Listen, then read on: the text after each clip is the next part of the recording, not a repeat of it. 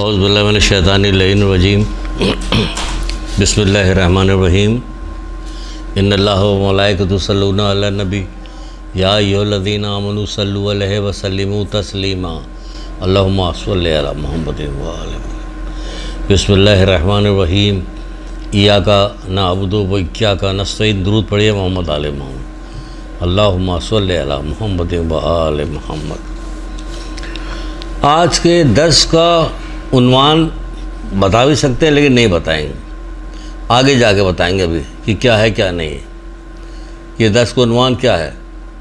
लेकिन इतना अहम है, इतना ज़रूरी है, इतना ज़रूरी कि ख़ुद भी परवरदिगार ने जितनी ज़्यादा इसकी अहमियत पर ज़ोर दिया है, तमाम चीज़ों से ज़्यादा इस पर ज़ोर दिया कि और जितना ज़ोर दिया गया है उतना ही इससे लोग नावाकिफ़ हैं और लापरवाह हैं, उतना ही बल्कि उससे भी ज़्यादा लापरवाह हैं लोग। कोई मसला नहीं, सब काम करते हैं। मसलन थोड़ी सी तमहीदी गुफ्तगू, उसके बाद हम ये मोहम्मद आले मोहम्मद के कलाम से और अल्लाह के कलाम से गुफ्तगू आगाज़ करते हैं। लेकिन थोड़ी सी तमहीदी बात कि परवरदिगार ने जब रखा, सबसे पहले क्या, अव्वल नमाज, दुआम रोज़ा, हज, ज़कात, सब करते करते करते सिखाया जाता बचपने से हम लोगों से। नमाज 365 दिन पढ़ना होगी, पूरे साल में 365 पढ़नी होगी और रोज़ाना 5 दफ़ा नमाज पढ़नी होगी। हर नमाज में सूरे हमद पढ़ना होगा और सूरे हमद पढ़ना होगा। तो परवरदिगार क्या कह रहा है कि किताब में क्या कहता है कि जिसकी नमाज तुम्हें बेहयाई बुरी बातों से बाज रखती है।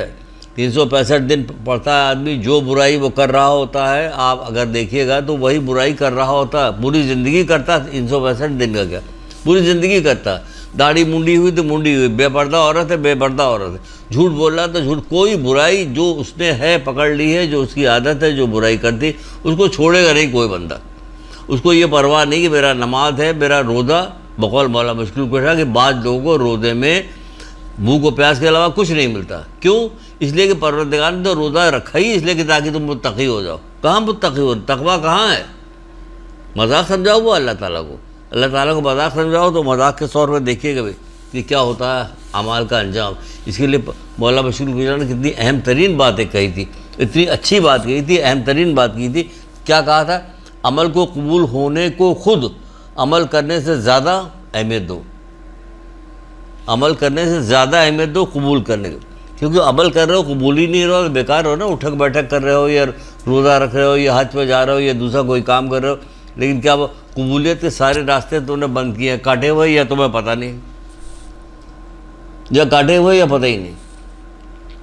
तो नमाज भी हो गया, रोज़ा भी हो गया, कुरान जैसे ही शुरू होता वैसे ही वो कहता मुत्तकीन के लिए हिदायत की किताब है। किसके लिए? मुत्तकीन के लिए। मुत्तकी कौन?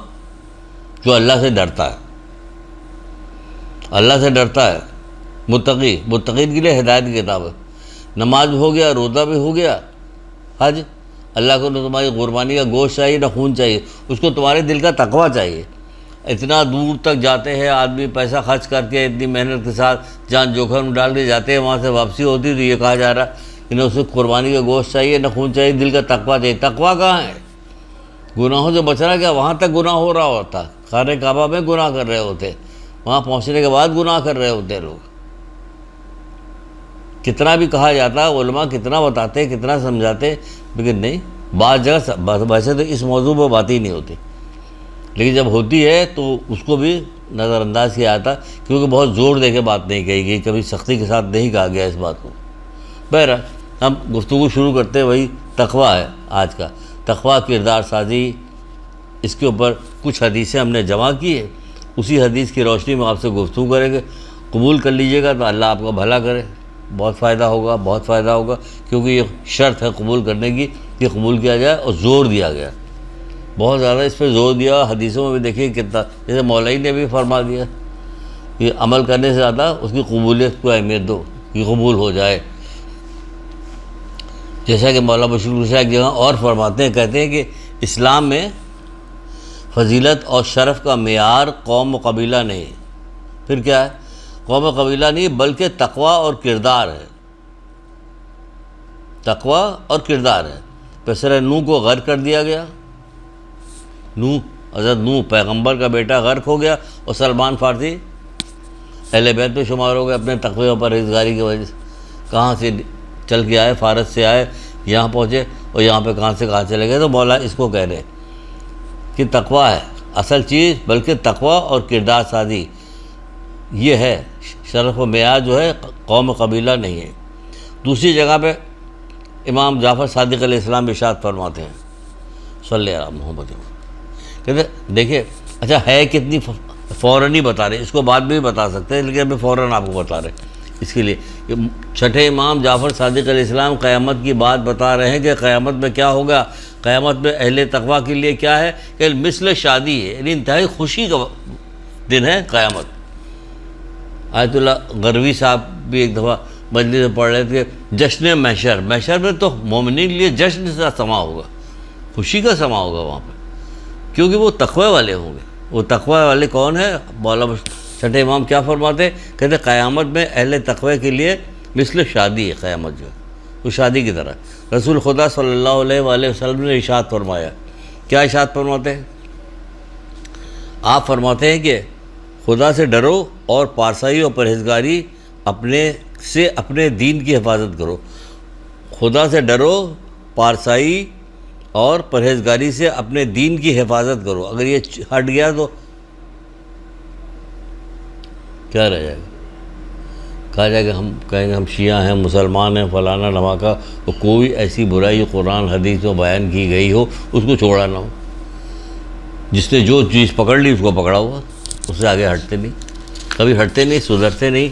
साल दिया जाता है रोज़ा रखे, पूरा महीना दिया जाता है कि भूखे हो प्यासे हो तो तुमको याद रहना चाहिए कि तुम इतनी मशक्क़त उठा रहे हो, क्यों उठा रहे हो?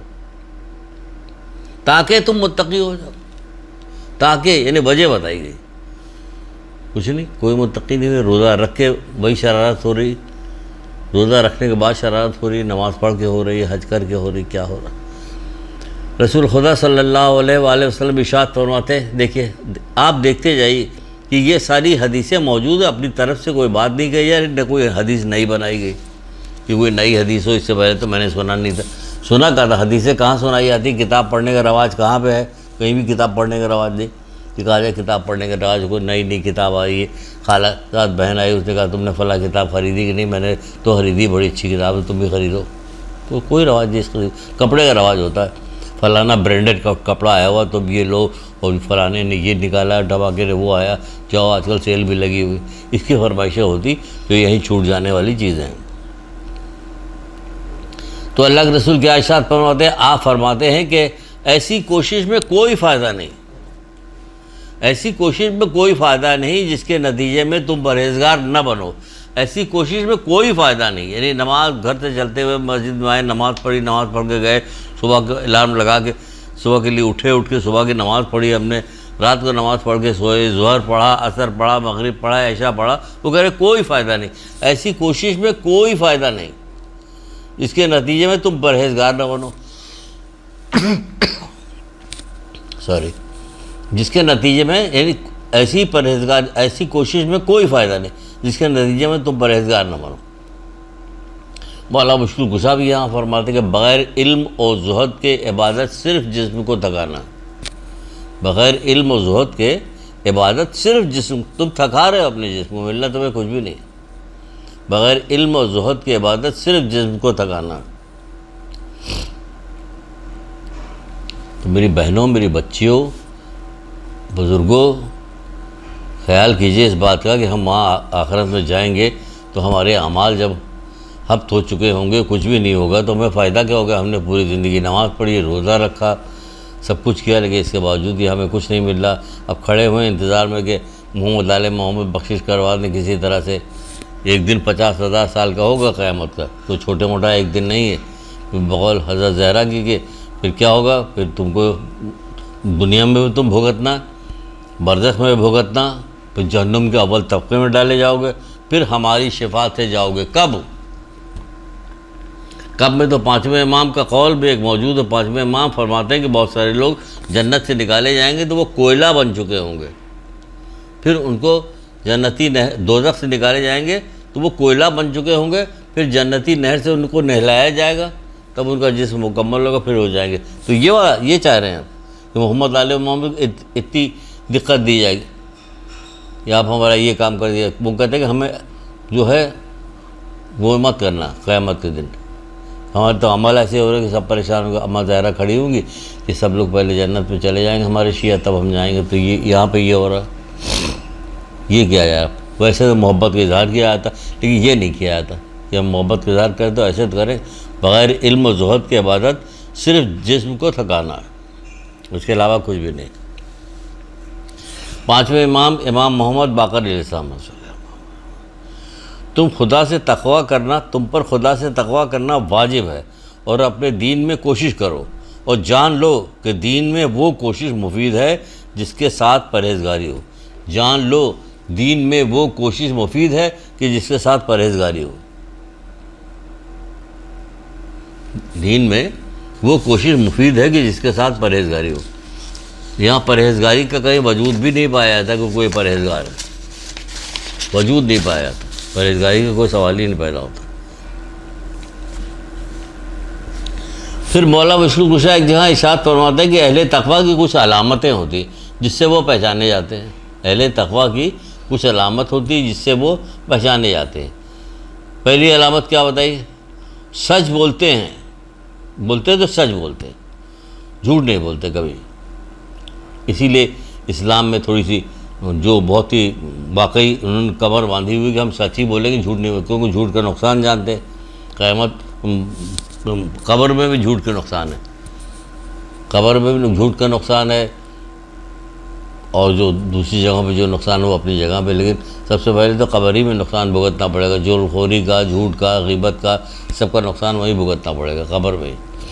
तो झूठ से बचते हैं तो वो क्या करते हैं कि तौरिया करते हैं। कभी कभी बहुत सारी ऐसी चीज़ों को इस अंदाज़ में बयान करते हैं कि वो झूठ नहीं होता और सामने वाले तक जो बात होती है वो भी। एक किताब हमने पढ़ी थी, ज़ाहिर है कि उरूज सादत नाम की किताब, उसमें तो यहाँ तक उन्होंने वो ज़ाहिर है कि मुल्ला अहमद नाराक़ी की किताब है, इस कदर परहेज़गार मुत्तक़ी आलिम, वो कहते हैं कि वो कोई आदमी अगर किसी आदमी से बिला वजह आप कहाँ जा रहे हैं, कह रहा अगर उसको नहीं बताना चाहता था वो और उसने झूठ बोल दिया, इस झूठ में आप भी शामिल हो गए कि क्यों बिला वजह उससे पूछा कि आप कहाँ जा रहे हैं।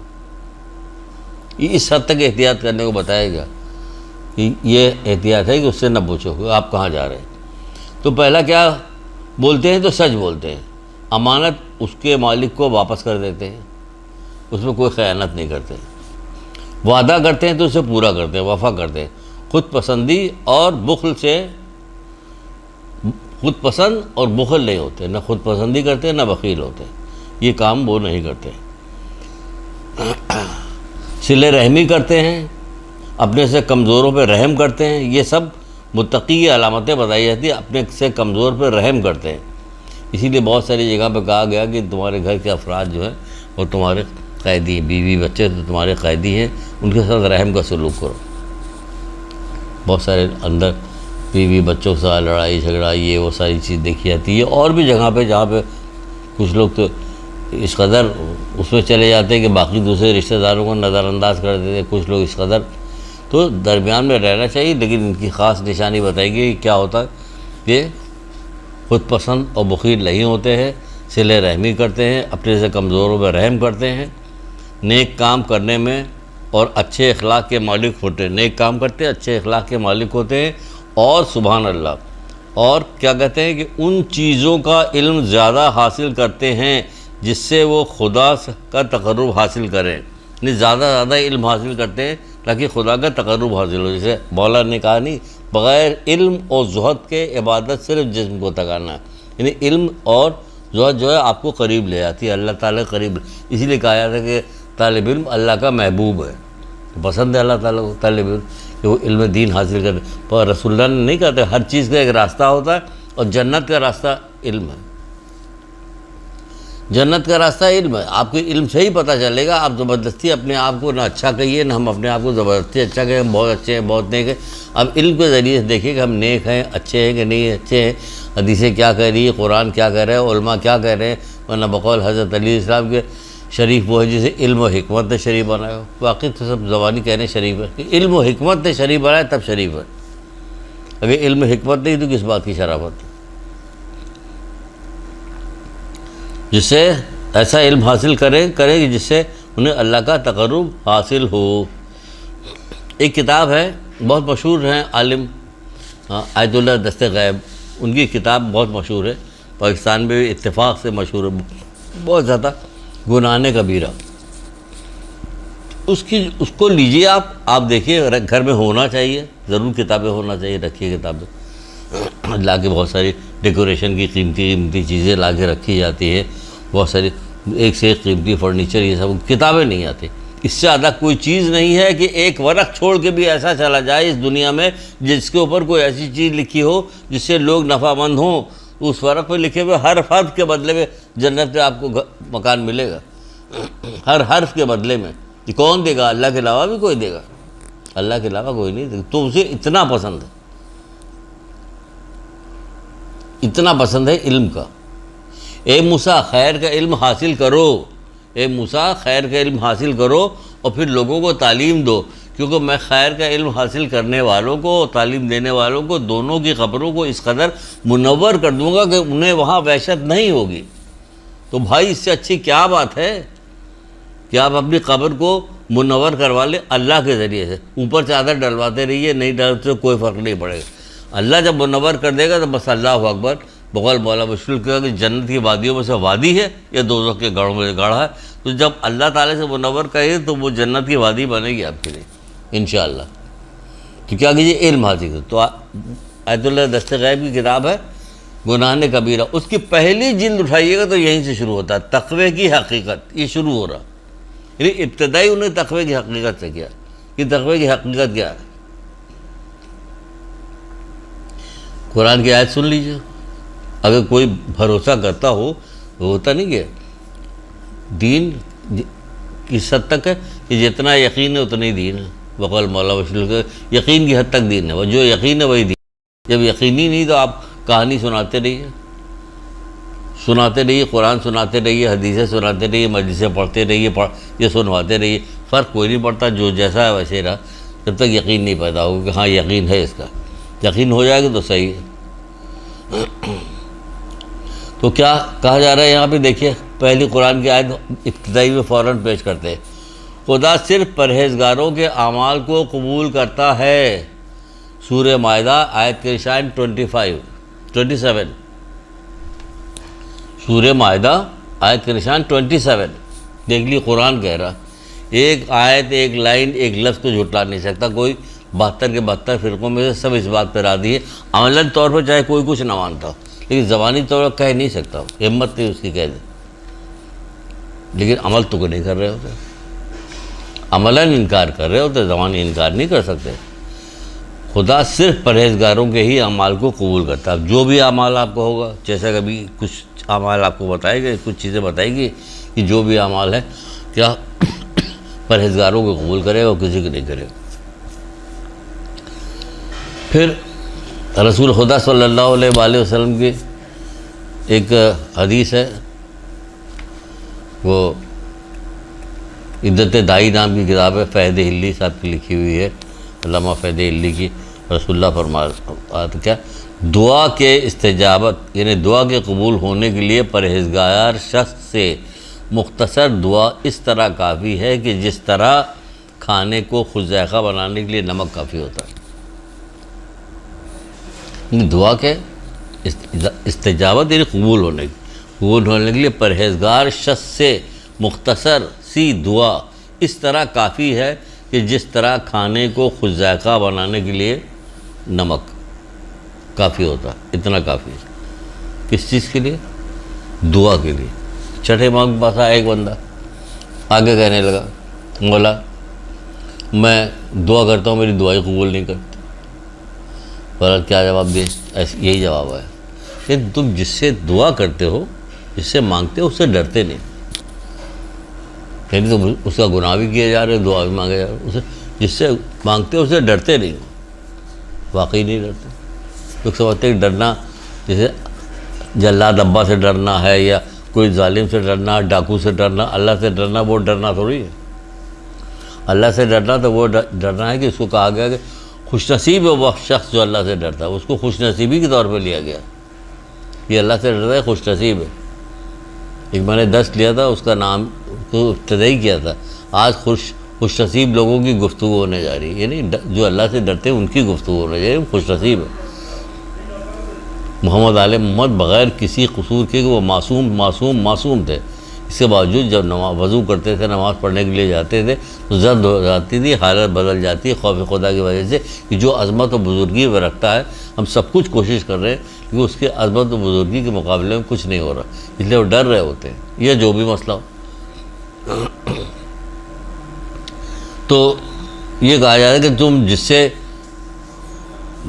मांगते हो ना उससे डरते नहीं हो, तो मतलब ये कि डरो, खौफ खुदा, यानी परहेज़गारी अख्तियार करो, फिर मांगो, मिलेगा इंशाअल्लाह, फिर मिलेगा तुमको।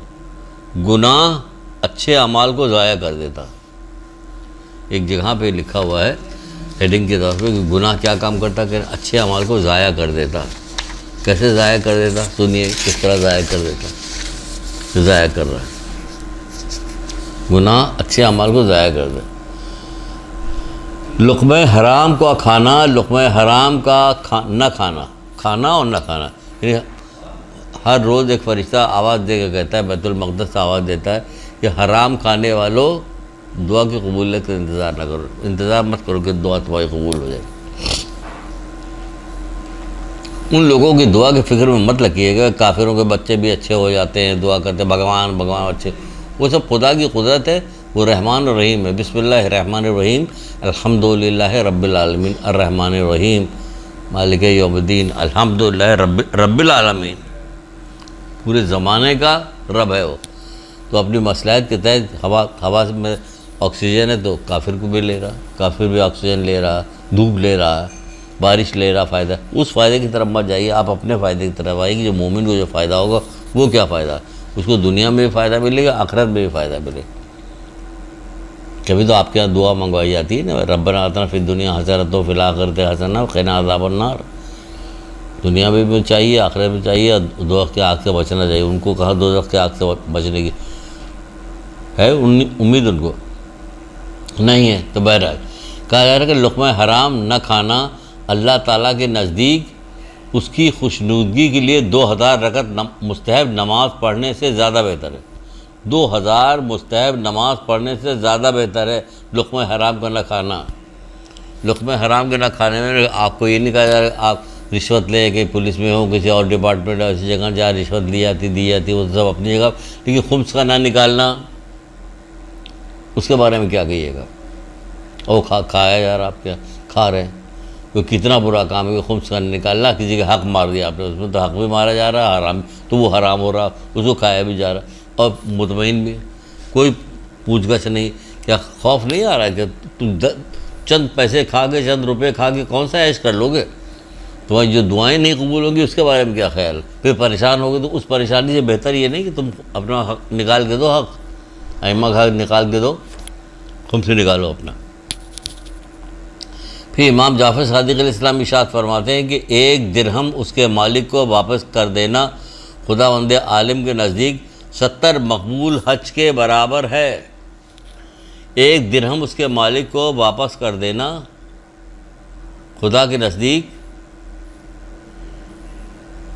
क्या है, 70 मकबूल हज, 70 मकबूल हज के बराबर, 70 मकबूल हज के बराबर है। 1 दिरहम वापस कर दे। आप मत गज़ब करो किसी के लो ज़बरदस्ती। अच्छे अमाल को बजा लाने की कोशिश ज़्यादा से ज़्यादा करो। अगर नेक अमाल न बजा ला सको तो कम से कम नाफरमानी खुदा तो न करो, नाफरमानी तो न करो, यानी गुनाह तो न करो, गुनाह न करो। गुनाह करने से अपने आप को बचाओ। बहुत सारे लोग बहुत सारी बातें रसूलुल्लाह के ज़माने में कहते थे। सलमान फारसी की भी एक रवायत है, एक और कुरैश का बंदा था, उसकी भी एक रवायत है, जब रसूलुल्लाह ने ये कहा था कि जब कोई बंदा सुभान अल्लाह कहता है तो खुदावंद आलम उसके लिए बहिश्त में एक दरख्त लगाता है। जब कोई बंदा सुभान अल्लाह कहता है, जैसे हमारे यहाँ मजलिसों में बहुत वाह वाह वाह वाह वाह वाह वाह वाह, बहुत अच्छी बात है, सुभान अल्लाह कहो ताकि तुम्हारे नाम आयाल में इजाफा हो, जन्नत तो तुम्हारे लिए एक दरख्त बने। ये वाली रवाज डालो, सुभान अल्लाह की रवाज, सुभान अल्लाह, माशाअल्लाह, अल्लाह अकबर, क्या कहने, माशाअल्लाह माशाअल्लाह, इसका सवाब मिलेगा। ये कौन से रवाज डाल दिया गया है लखनऊ दिल्ली के शायरों ने मुशायरा जो होता है वाह वाह वाह वाह सुभान अल्लाह को। तो आप फरमाते हैं रसूल अगर कोई सुभान अल्लाह कहे तो खुदावंद आलम खुदावंद आलम उसके लिए बहिश्त में एक दरख्त लगाता है। ये सुन के कुरैश का एक बंदा खड़ा हुआ कहने लगा कि अर्ज़ करने लगा अल्लाह के रसूल फिर हमारे लिए तो जन्नत में बहुत सारे दरख्त होंगे, यानी उसने बहुत सा कहा होगा सुभान अल्लाह का बहुत सारे दरख्त होंगे। तो रसूल खुदा सल्लल्लाहु अलैहि वसल्लम फरमाया कि हाँ, लेकिन इस चीज़ से डरो कि तुम उसको यहाँ से आग न भेजो कि जिससे वो जल जाए। आग न भेजो यहाँ से, क्या होता आग न भेजो, ऐसा ना कि आग भेजो जिसकी वजह से वो सब अक्सर हो जाए। फिर पूछा गया क्या तफसील बताई इसकी। जब तुम कोई गुनाह करते हो तो एक शोला जाता उस बाग को जला देता, तो वही कह रहे हैं कि उसको बशर्ते कि तुम उसे जला न दो, बशर्ते कि तुम उसको जला न दो। बना तो लिया।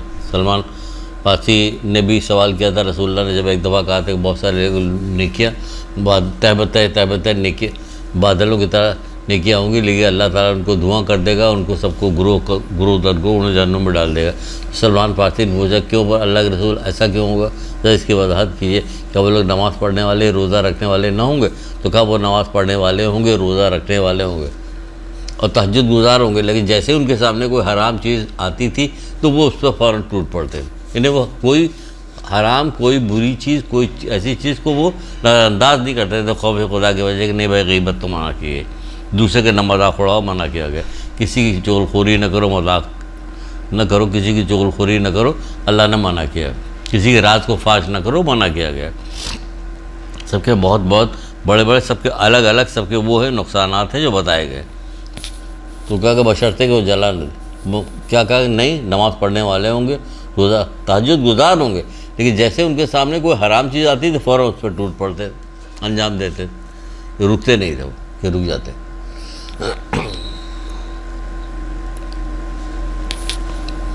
जो तस्किया नफ्स अख्तियार करता है वो तकवा और तस्किया नफ्स, ये तकवा तस्किया नफ्स करना चाहिए। जैसे सातवें इमाम मूसा काज़िम अलैहिस्सलाम ने इरशाद फरमाया कि रोज़ आप आना अपना मुहासबा करो, रोज़ आना। भाई क्यों करें? कि वो हमारी ज़िंदगी को दुश्वार बनाना चाहते हैं? नहीं, हमारी आखिरत को आसान बनाना चाहते हैं।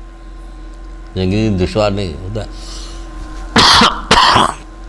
तो ऐसे भी हो जाती।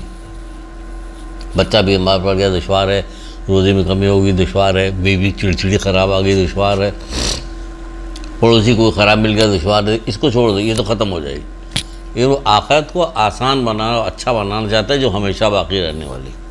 इसलिए कह रहे जो रोज़ आना अपना मुहासबा नहीं करता वो मुझसे नहीं।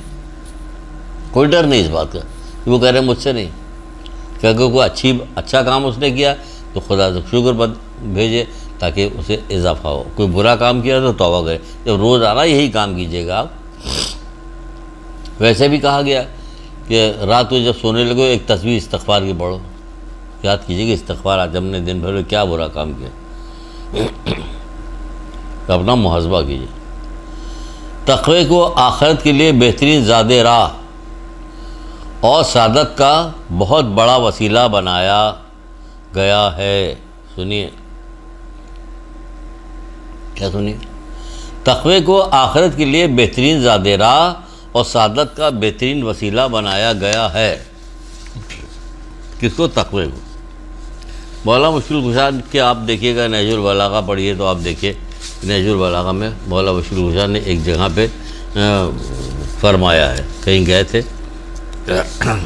लश्करियों के साथ, जब वापस आ रहे थे तो कूफे के कब्रिस्तान के बाहर नज़र पड़ी तो आप खड़े हो गए वहाँ पे, फरमाने लगे ए वीरान घरों और उजड़े मकानों और अंधेरी कब्रों में के साकिनों, ए अहले तुरबत, ए अहले वहशत गुरबत वहशत, तुम आगे बढ़ गए हो और हमसे पहले मंजिल तक पहुंच चुके हो और हम भी तुम्हारे पीछे पीछे तुमसे मिलने आ रहे हैं। और अपने घरों को अगर पूछते हो तो लोग उस पर दूसरे लोग बस गए हैं, बीवियों ने शादियां कर ली हैं, पैसे तो निकाह कर लिए, पैसे तुम्हारे बढ़ गए, इधर उधर जहाँ बढ़ता था सब खर्च हो गए। ये तो था यहाँ का हाल। फिर अपने साहबियों की तरफ मुतवज्जे हुए और मुतवज्जे होने के बाद कहने लगे फिर कहने लगे अगर इनको बात करने की इजाज़त होती, इन्हें बात करने की इजाज़त होती तो यकीनन तुम्हें यह बताते कि सबसे अच्छा सामान सफ़र तकवा है। ज़ादेरा सबसे अच्छा क्या चीज़ है कि तकवा। अगर कितनी बेहतरीन अंदाज में ये बात बताई, ये स्टोरी के तौर पे कितनी बेहतरीन तरीके से बताई। पहले तो उनको बताया कि तुम कहाँ पहुँच गए, यानी उनको क्या बता रहे हैं, जो कह रहे थे ये भी तो सुनने, एक गुरबत के घर में रहने वाले, अंधेरे घर में रहने वाले, वहशत के घर में रहने वाले, सब चीज़ तो बता रहे हैं, यानी उनको भी सुना रहे हैं कि देखो मरने के बाद ये होगा। और साथ साथ ये भी बता रहे हैं कि फिर अली है ना, क्या नहीं जानते, साथ साथ ये भी बता रहे हैं कि अगर इन्हें बात करने की इजाज़त होती तो क्या कहते, तो बात करने की इजाज़त होती तो कहते क्या कहते कि यकीनन तुम्हें बताते कि सबसे अच्छा सामान सफ़र तकवा है। सबसे अच्छा सामान सफ़र क्या चीज़ है, तकवा है। तकवा तुम्हारे और खुदा के दरमियान बेहतरीन वसीला है। तकवा तुम्हारे खुदा के दरमियान बेहतरीन वसीला है, अगर उसे हासिल करो, वरना अजाब से ये तुम्हें क्या करेगा, इसे हासिल कर लो और दर्दनाक अजाब से अपने आप को बचाओ, क्योंकि दर्दनाक अजाब के लिए सिपर है।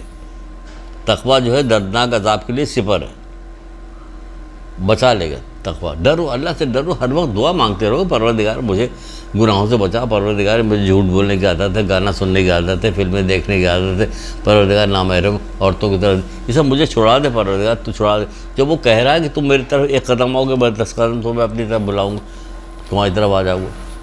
तो भाई जो उसी से दुआ मांगो, उससे बचने के लिए मौला मुश्किल कुशा नहीं कहते, नहीं उसके गज़ब से भाग के उसकी रहमत के दामन में पनाह लो। क्या बात है मौला की, उसके गज़ब से भाग के उसकी रहमत के, उसी की रहमत के दामन में पनाह लो, तो उससे दुआ मांगो कि तुम्हें गुनाहों से छुटकारा दिलवाए।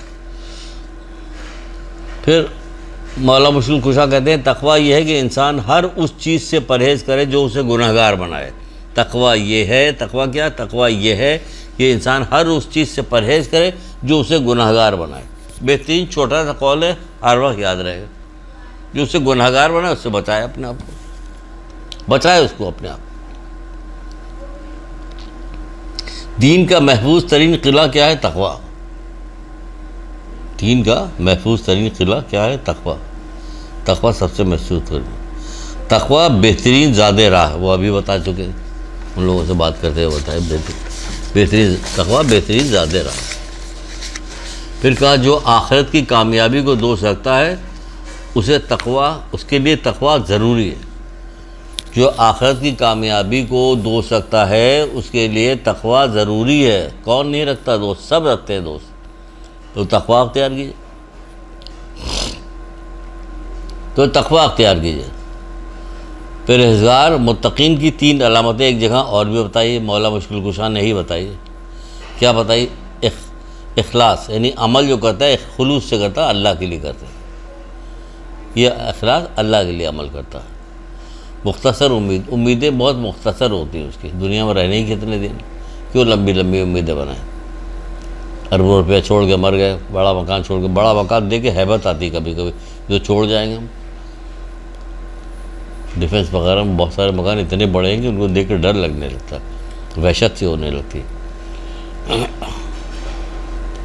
इखलास मुख्तसर उम्मीद होती है, मोहलत को गनीमत जानता है। जितना मोहलत, जितने दिन जिंदा, हर आने वाले नए दिन को वो गनीमत समझता है। कहते हैं परवरदिगार अच्छे से अच्छा काम हो जाए, सुबह की इब्तदाई बिस्मिल्लाह और दुरूद से कीजिए, अच्छे काम से, नमाज से, क्योंकि आज का दिन ये है हमारा, ये नेकियों में अच्छाइयों में गुजर जाए। एक जगह पे एक बहुत अच्छी हदीस मिली मुझे, बल्कि तफसीर था, तफसीर नूर सकलैन से है, ये जो सुनने को मिली है, मैंने देखी आपके लिए निकाली। जो क़यामत के दिन क्या होगा, क़यामत के दिन ये होगा कि मेहमान पैदल नहीं बल्कि सवार होकर जाएंगे।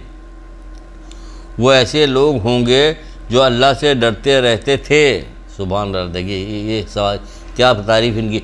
मेहमान पैदल नहीं, ये मेहमान में बन कर जाएंगे। जब मेहमान जाएंगे तो पैदल नहीं जाएंगे बल्कि सवारियों पे होंगे। सवारियों की भी बात जगह पे बड़ी अच्छी अच्छी मिसालें बताई गई, कैसी सवारी, क्या सवारी होगी।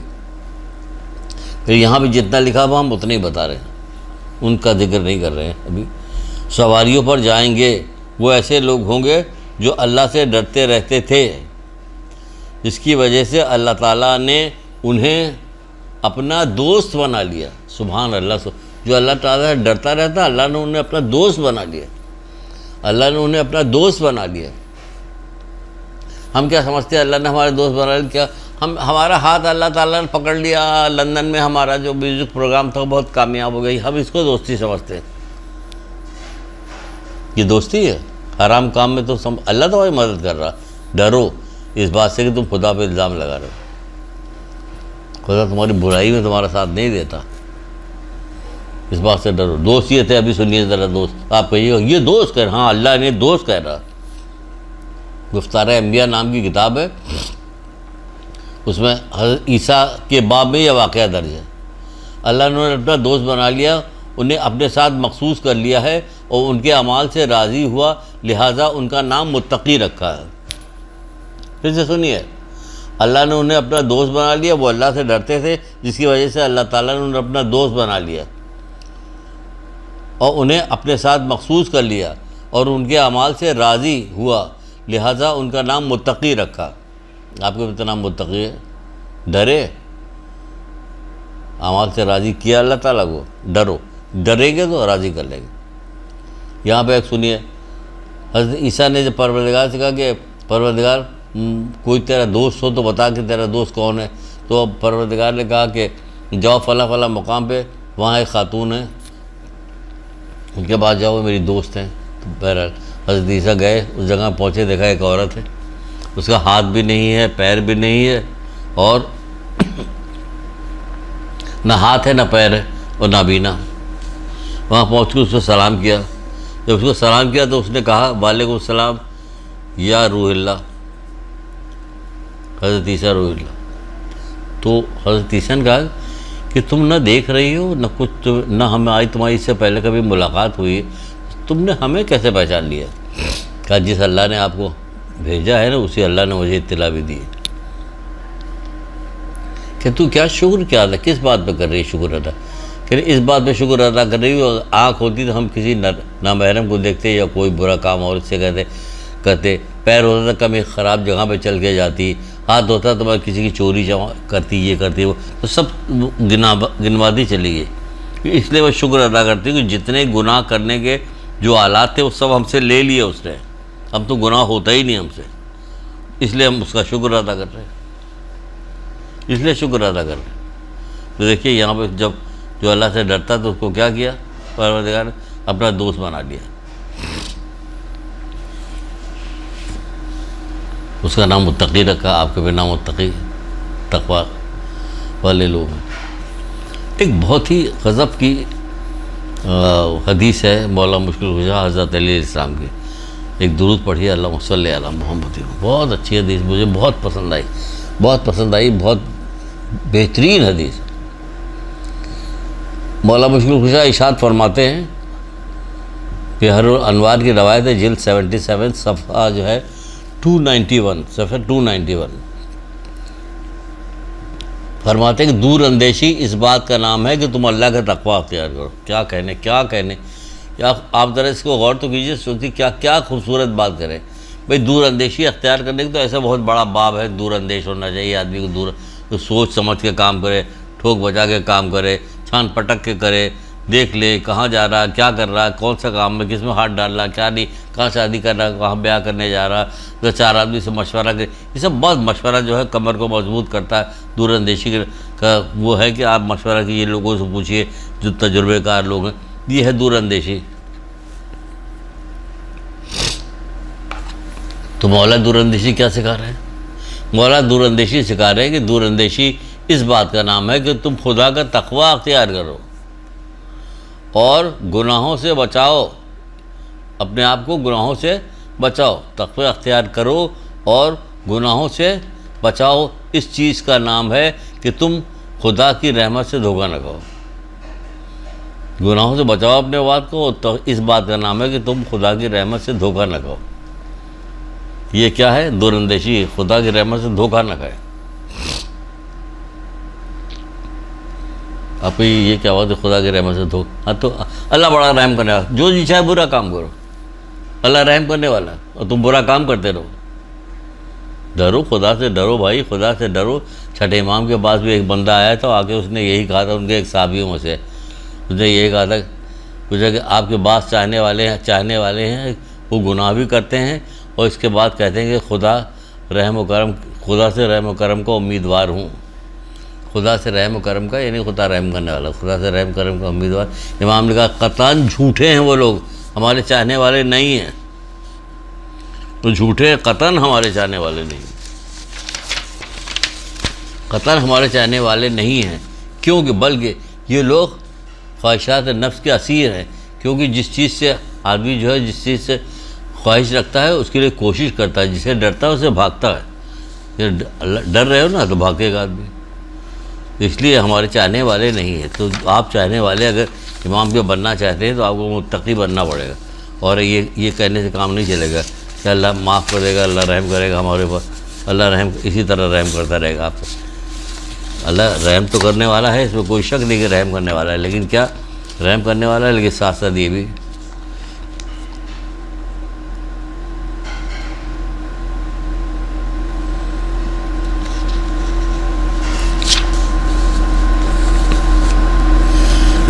तो हमें ये धोखे में नहीं रहना चाहिए। एक आखिरी हदीस और सुन लीजिए, तो उसमें से सुना रहे हैं आपको गुनाह ने कबीरा।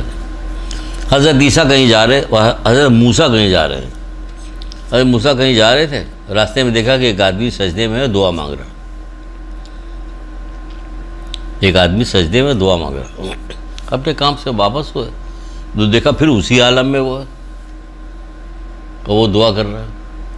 रुक गया वहाँ पे, रुक के कहने लगा कि तेरी दुआ मेरे अख्तियार में होती तो मैं उसे फ़ौरन कबूल कर लेता। अल्लाह ताला की तरफ से वही हुई,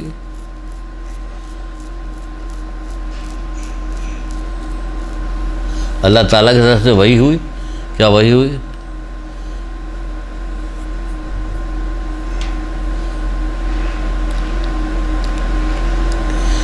वो जो चीज़ मुझे नापसंद है उससे रूगर्दानी नहीं करता है, और जो चीज़ मुझे पसंद है उसे बजा नहीं लाता। यानी गुनाहों पर से परहेज़ नहीं करता और इबादत नहीं बजा लाता। तो इसलिए अगर ये इसकी गर्दन कट के दूर भी जा गिरे तब भी मैं इसकी दुआ कबूल नहीं करूँ। इसकी गर्दन कट के दूर जा गिरे तब भी मैं दुआ कबूल नहीं करूँ, क्योंकि ये करता है कि जो चीज़ मुझे पसंद है उससे नहीं बजा लाता, यानी और गुनाहों से परहेज़ नहीं करता, गुनाहों से परहेज़ नहीं करता, इबादत नहीं बजा लाता। इसलिए ये कुछ भी कर ले मैं इसकी दुआ कबूल नहीं करूँ। हमारे यहाँ भी यही होता है कि बहुत सारी दुआएं हमारे यहाँ कबूल नहीं होती, लेकिन क्या होगा, आप मोमिन हैं, परहेज़गार हैं, दुआ करते रहिए। इसके बावजूद भी अगर आपकी दुआ कबूल नहीं होती घबराइए मत, क्योंकि बाज़ लोग क़यामत के दिन ऐसे होंगे जो नेमतें लेते लेते लेते लेते थक जाएंगे, नेमतें लेते लेते लेते थक जाएंगे, जन्नत की नेमतें लेते लेते थक जाएंगे। इसके बाद जो अचानक उनकी नज़र दूसरी तरफ ऊपर की तरफ पड़ेगी कि परवरदिगार ये कौन लोग हैं, ये तो हमारे साथ थे, इनका मुकाम इतना ऊपर क्यों हुआ? तो कहा जाएगा ये दुनिया में जायज़ दुआएं जो करते थे वो कबूल नहीं होती, ये उसका सिला है जो उनको दिया जा रहा। तो वो कहेंगे काश मेरी दुनिया में कोई भी दुआ कबूल ना हुई होती, काश मेरी दुनिया में कोई भी दुआ कबूल ना हुई होती। एक दुरूद पढ़िए मोहम्मद आले।